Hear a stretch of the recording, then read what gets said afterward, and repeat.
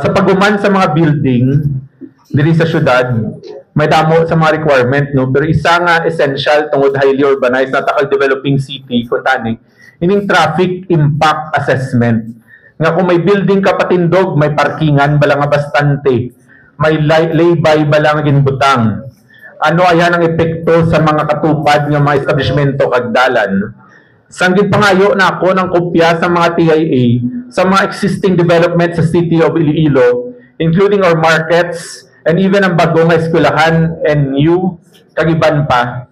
Napaslawan ako makuha sa traffic impact assessment nila, Madam Chair. Ang may ara lang, if I remember, I think ang SM Prime kagang isa. So, when I asked nga wala sila ga-submit, kay incidentally hindi man required under our building code.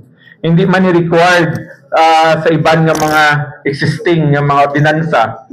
Pero sa pila ka mga syudad sa Pilipinas, based on our research,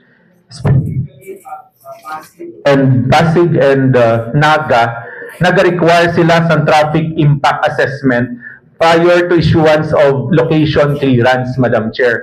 Though maayo gid nga mga bisanta ini, kay masami, for instance, na human ng isa ka development or building or eskwelahan, amo pa lang pagsalasala naton lastar sa aton traffic sa syudad. Nga ulihin na kag hindi na kita ka-require sa mga parking para dira. So Madam Chair, that's why this proposed ordinance. So Madam Chair, I hope the body will consider I'd like to propose the passage of this ordinance for first reading, requiring establishments to submit or development to submit their traffic impact assessment prior to the issuance of their building permit.